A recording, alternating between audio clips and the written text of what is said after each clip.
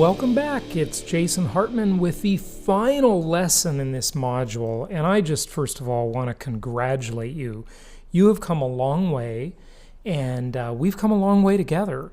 And some of the things that you've learned took me years and years in real estate to learn because it's so fragmented and so haphazard. And we've tried to just consolidate a lot of these basic principles that are just so critically important. I really don't know if I should call them basic principles. I should call them essential principles of understanding how real estate works, how markets work, how so many things work. So congratulations, because as they say, you've come a long way, baby. Okay, so let's dive in and let's talk about the path of progress, because you've made a lot of progress, and we're going to keep going, but we're definitely getting through this course. So what is the path of progress? Well, that's what we're going to talk about. Our learning objectives are: what are the characteristics? Now, this is also known as the path of value. I like the path of progress better, but some people refer to it as the path of value. So you'll see that used interchangeably in this lesson. And, learn what drives this. What drives this path in a certain direction, and what causes it to change directions. So first of all, what do I mean by the path of progress and the path of value? Well, when you look at a town, a city, an area, the development tends to be going in certain directions. And that is known by many as the path of progress. So new development, this follows a pattern. It's not completely random. And there are reasons and motivations that developers and investors follow this path of progress. Now, in the arena of vacant land, which, by the way, I don't like as an investment, because I wouldn't even call vacant land an investment. I'd call it a speculation. And granted, speculators can make money. There's no question about it. But the path of progress can turn, and things can change, and it can go slower or faster than expected. And that can really, really change your investment returns if you're investing in something like vacant land that doesn't produce income and it isn't sustainable on its own income. So when you hear about this path of value and path of progress thing, a lot of people refer to it who are in the dirt business, the land people, the developers.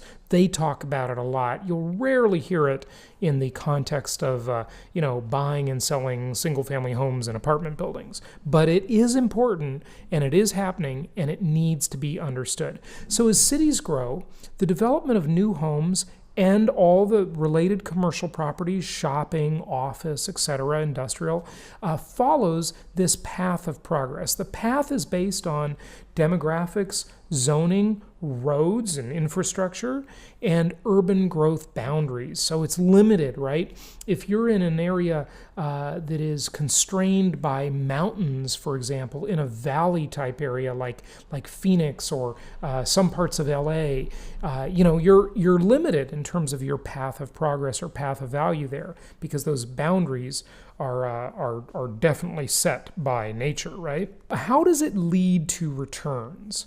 Why is it important? Okay, as the number of people moving into an area increases, obviously that's going to drive up rents and it's going to drive up property values, so long as, now that's not automatic, I want you to understand that, because maybe there's more supply than there is growth in terms of number of people and businesses coming into a given area.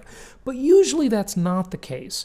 Most of the time throughout history, there is more demand than there is supply, because real estate development is complicated. It's hard. And there are all kinds of constrictions on it. Also, not to be minimized are the environmental concerns and environmental restrictions. In fact, there's an old joke I tell in a lot of my seminars when we're talking about something I call the Hartman Risk Evaluator. And that's based on this concept that I call packaged commodities investing or assembled commodities investing. And I've alluded to that in some of the prior lessons, But when it comes to development, and I recently became a developer just about a year and a half ago. And when it comes to development, this path of progress is so important, and this little riddle applies. And since I'm just dying to tell you the little riddle, here it is. What do you call a developer? A developer is someone who wants to build a house in the woods or at the beach. What do you call an environmentalist? An environmentalist is someone who already owns a house in the woods or at the beach. Do you get the idea, right? As soon as people own something in that area, they start to play out the NIMBY syndrome. And that is an acronym that means not in my backyard. Okay, and not in my backyard. You know, they've got theirs and they don't want anybody else moving in. Don't make it more crowded. Don't put anything next door to me that bothers me. You know, I've got my home and you know, everybody else go away, right? So that is that syndrome, and that's why that riddle is so fitting.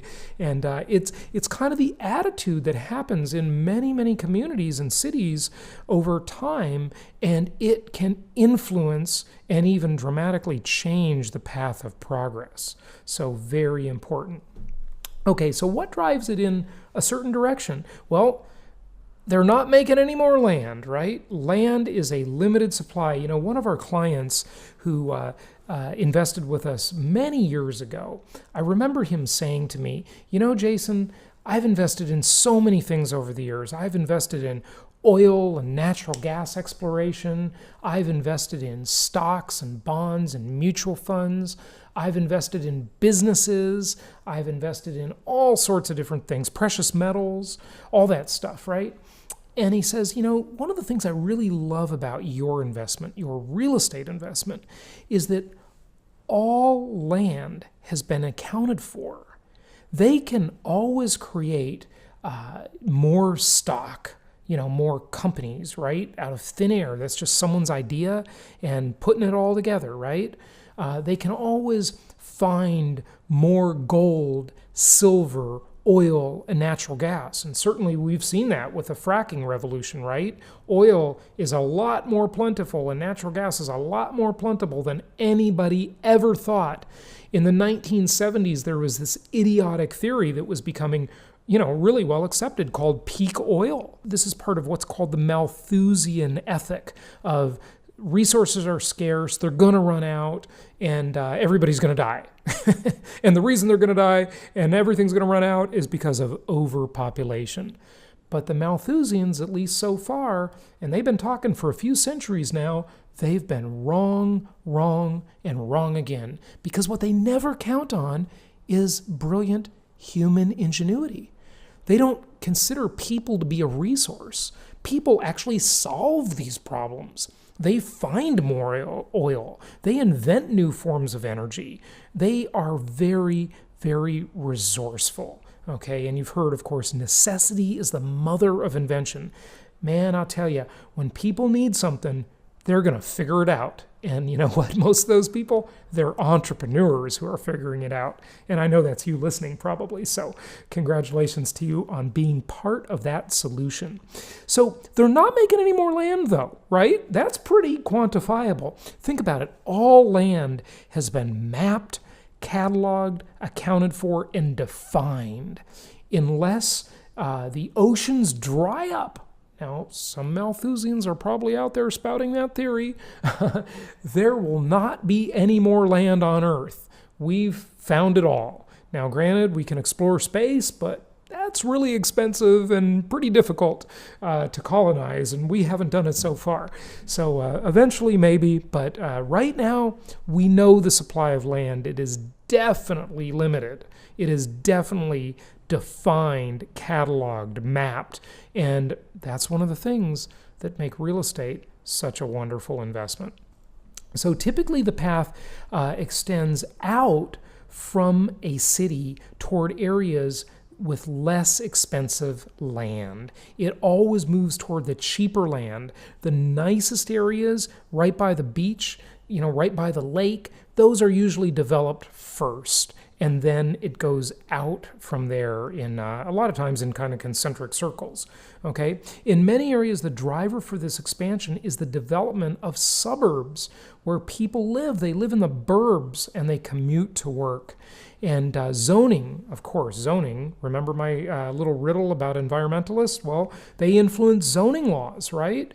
And so that's a major factor. The type of property that can be developed in a particular area is governed by zoning restrictions. And these are implemented by local government. And this is why people always want to make friends with the mayor and the city council people, and they want to influence them. They donate to their campaigns. They do all kinds of stuff like that so that they can influence zoning. And they hire specialists and lobbyists and people to do studies and all this kind of stuff that influences zoning in any given city or town.